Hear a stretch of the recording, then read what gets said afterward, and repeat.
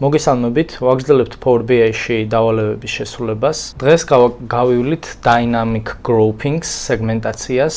ეს ტექნიკა ძალიან მნიშვნელოვანია dashboard რეპორტიორისთვის, როგორც მაგალითად აუდიტორისთვის, SAMF-ის ტექნიკა, რომელსაც ის ყოველდღიურობაში იყენებს, ან თუნდაც ბუღალტრისთვის VLOOKUP-ის ფუნქცია. პირველ რიგში შევქმნათ ცხრილი input ფაილი, რომელსაც მე გადავიტანთ Power BI-ში.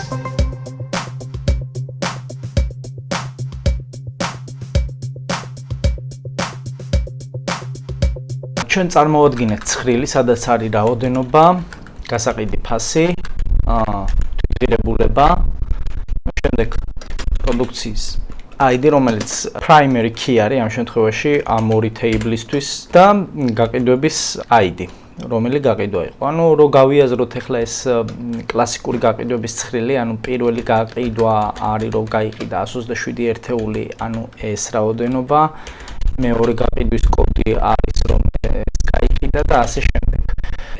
ეს ყველაფერი უნდა გადავიტანოთ ახლა Power BI-ში და დავიწყოთ დამუშავება. ჩავტვირთოთ შექმნილი ფაილი. ეს არის relationship-ი, product ID არის primary key ამ ნაწილში და მოდი ახლა დავამატოთ measurement-ები.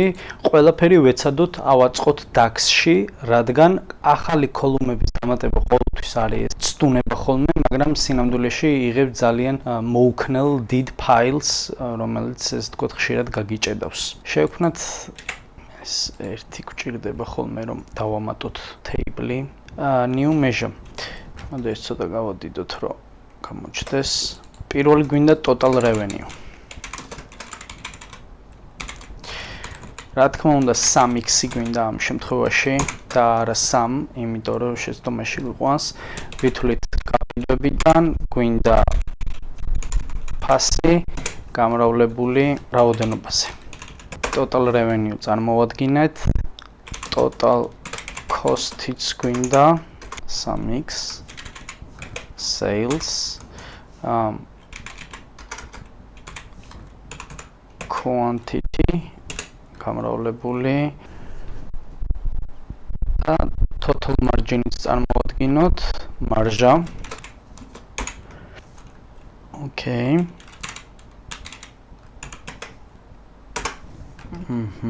ეხლა ამას ამ პატარა ცხრილს დავამატოთ ესეთი კოლუმი average margin პროცენტებში. გაყოფა რა თქმა უნდა.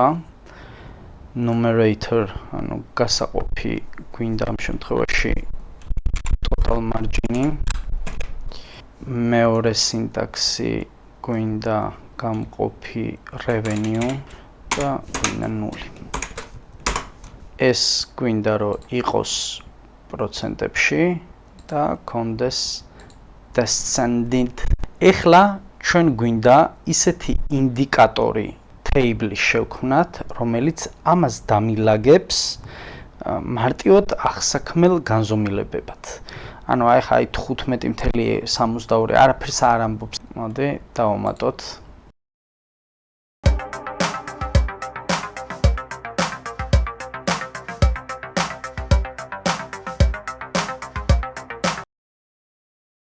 აი, ეხლა დავაკვირდეთ. 14 და 68-ით იწყება. აქ რახან პროცენტები გვინდა 14, 50 იყოს საშუალო ყველაზე დაბალი. შემდეგ გადის და მოდი 30-ზე გავჭრათ. აქ წერტილმძიმის ისტორიული დავა არის.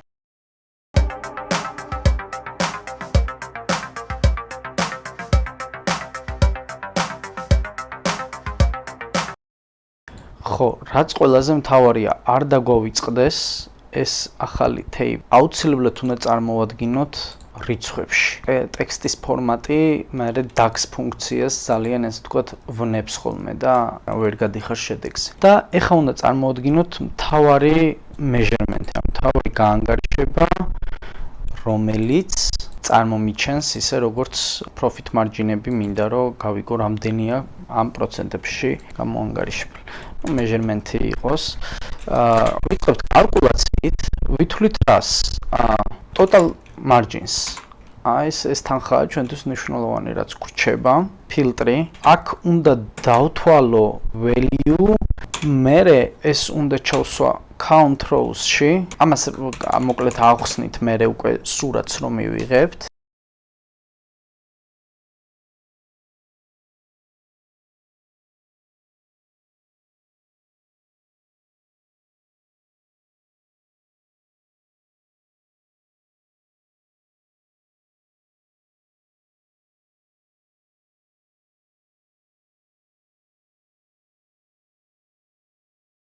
კი ბატონო, წარმოვადგინეთ საერთო მოგება, დაბალი და საშუალო.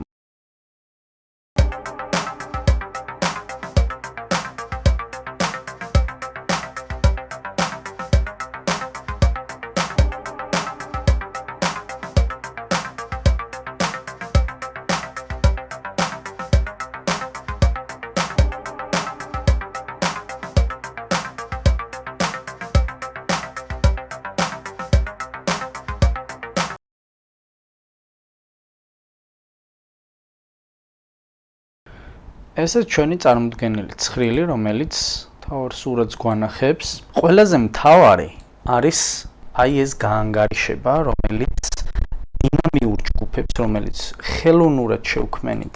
აი ეს ცხრილი დავაკავშირეთ გაანგარიშებები იმ მთავარი ინდიკატორით, ანუ low, high და mid profit margin-ების იმ სურათით დავანახეთ მომხმარებელს.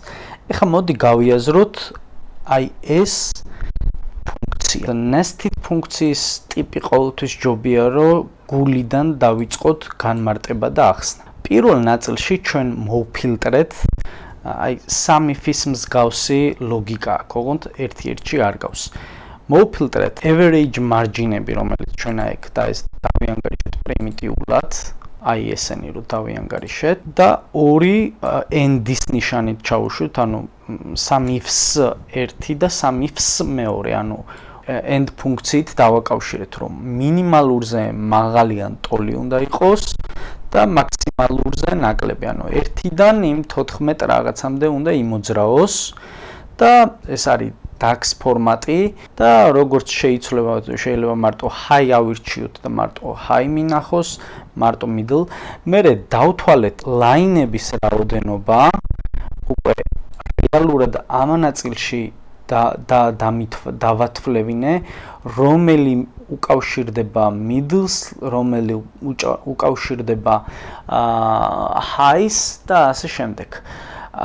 ეს count rows ფუნქცია დავამატეთ და შემდეგ ფილტრი დავაშენეთ, რომ აი ამაზე ამ ცხრილის values ფილტრავთ. პირველი რომ value გვაინტერესებს იმ column-ის, მერე წკრივები რამდენი ხაზი გადანაწილდა აი ამეების მიხედვით, აი მეტობა ნაკლებობების მიხედვით და ბოლოს კალკულაცია გავაკეთეთ. პირველში არის ყოველთვის table-ი ან expression-ი, ამ შემთხვევაში ჩვენ expression-ი წარმოვიდგინოთ, total margin-ი არის დაანგარიშებული DAX ფორმატით და მივიღეთ ეს ფორმულა.